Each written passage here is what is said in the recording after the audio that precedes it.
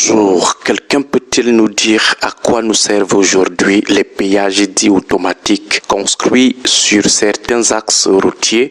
Quelqu'un peut-il nous dire ce matin pourquoi a-t-on dépensé autant de milliards pour construire ces péages? Y a-t-il quelqu'un pour nous dire pourquoi chacun de ces péages nous a avalé 3 milliards, 1000 millions 3 fois?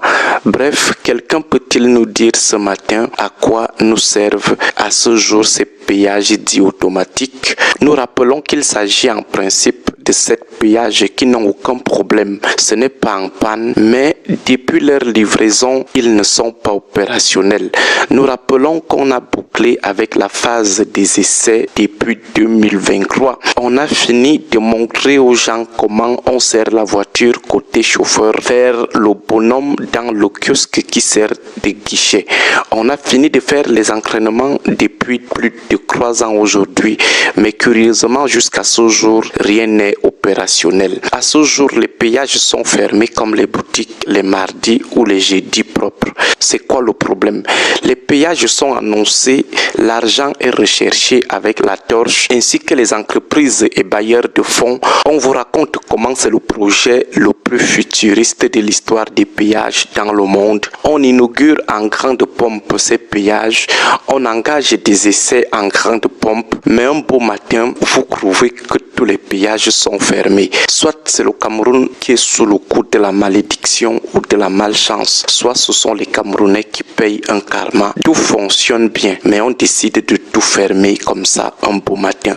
En initiant le projet en 2020, les pouvoirs publics disaient comment il était urgent de construire ces péages parce qu'il fallait vite améliorer la viabilité financière des péages, augmenter les recettes propres de l'État, optimiser et sécuriser les recettes des péages. Il nous disait comment c'était urgent. Mais voilà plus de 3 ans que ces péages sont prêts. Jusqu'à on a fait des entraînements sur ça, fatigué. Les gens ne sont plus précis pour améliorer la viabilité financière des péages, augmenter les recettes propres de l'État, optimiser et sécuriser les recettes des péages. Il disait comment il mourait d'envie de voir ces péages créer les 3000 emplois attendus et de générer à l'État des recettes de 53,59 milliards de francs CFA d'ici 2039.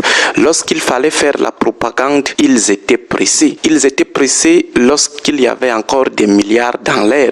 Maintenant qu'il n'y a plus d'herbe à brouter, on n'est plus pressé. Certains nous diront qu'il y a des contraintes qui ont stoppé l'élan de la mise en service de ces péages. Mais nous sommes désolés, ces arguments ne répondront jamais à nos interrogations de départ, notamment à quoi nous servent aujourd'hui les péages dits automatiques. À ce moment précis, qui peut nous dire ce que nous rapportent aujourd'hui les milliards dépensés pour construire ces péages? On n'investit pas autant de milliards pour rester 3 ans sans commencer à récolter les fruits, les retombées.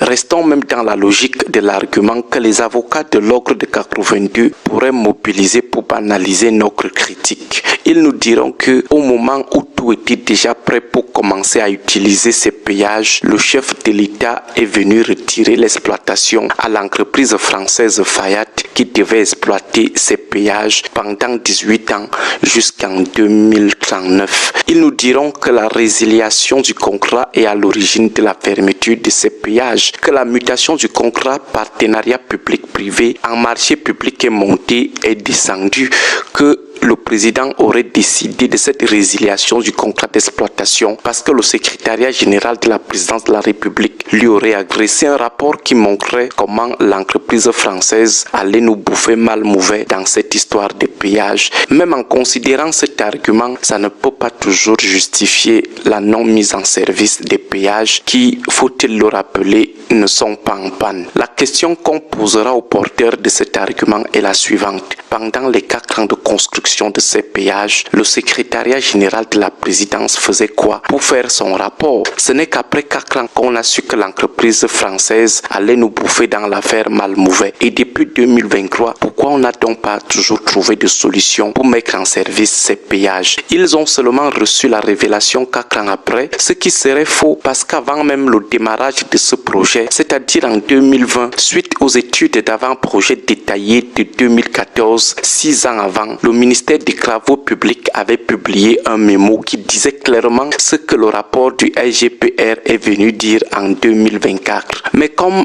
il n'y avait pas encore de milliards dans l'air, on a ignoré ce que disait ce mémo. Donc l'argument là ne tient pas. Sinon, voilà des éléphants blancs, des péages blancs sur nos axes routiers. On aimerait même savoir où est-ce qu'on prend l'argent pour assurer la maintenance de ces péages non rentables. Où est-ce qu'on prend l'argent pour payer les vigiles qui gardent nuit et jour ces péages inutiles aujourd'hui, ces péages qui ne nous génèrent aucun sou, qui ne nous servent absolument à rien. Vraiment, le Cameroun reste une grosse curiosité planétaire.